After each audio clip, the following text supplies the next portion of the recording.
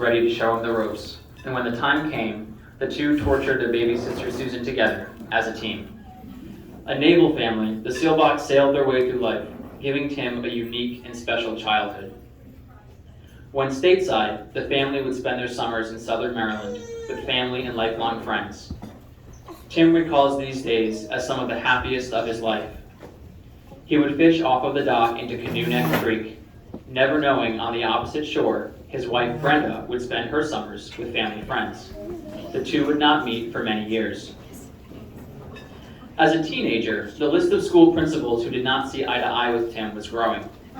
Catholic school was the final resort.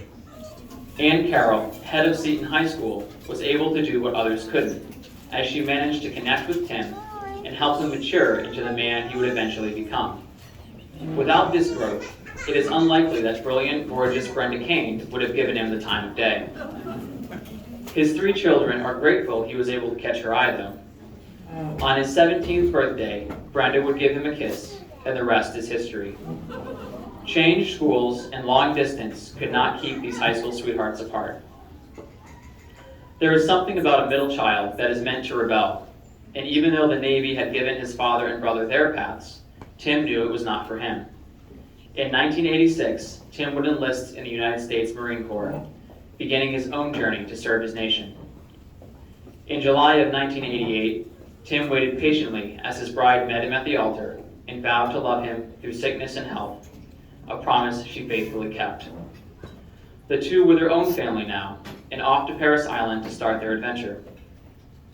In August of 1989, Tim became a father with the birth of his only son, Timothy Daniel Jr.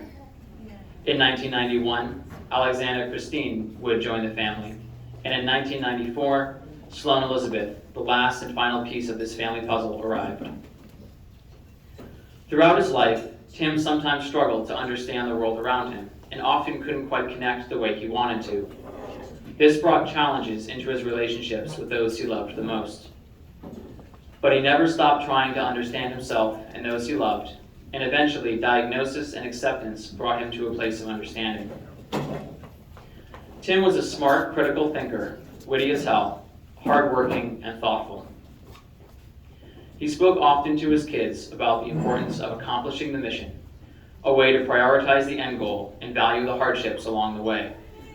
His end goal was always the salvation of his children's souls, and leaving a lucrative job to bring them to a place he thought could support that was one of the first ways he showed his kids that his actions would speak louder than his words.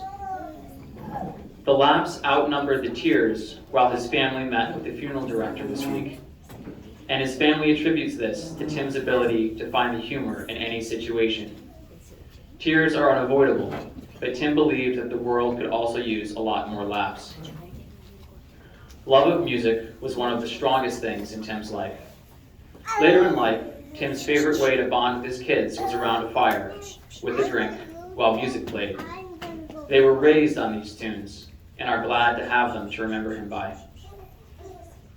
Tim was first diagnosed with cancer in October of 2016. For a few years, his symptoms and treatments were manageable, and he was able to enjoy a fairly high quality of life.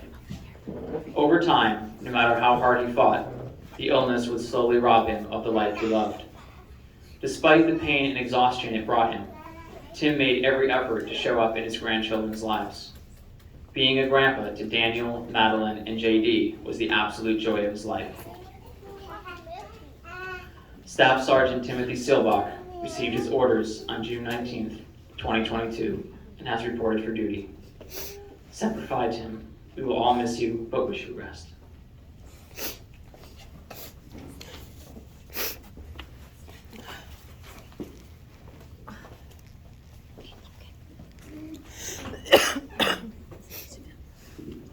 Hello, my name is MacKenzie. I am Tim's daughter-in-law, and this was written by Brenda and the kids.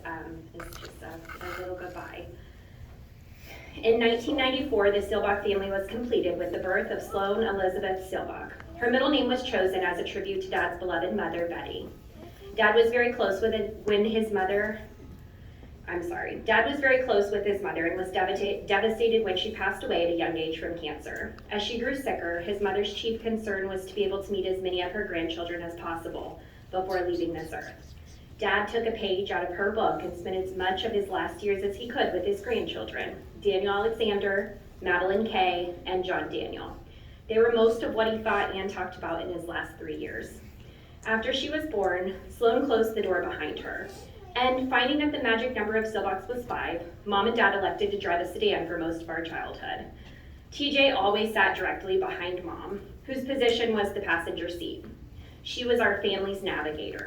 For someone who cannot read a map or detect north from south, she somehow always managed to get us exactly where we needed to go. Sometimes I wonder if TJ, who has never been lost in his life, was secretly helping over her shoulder. Sloan, forever the youngest and smallest, was doomed to a life of backseat, in the middle, feet on the hump.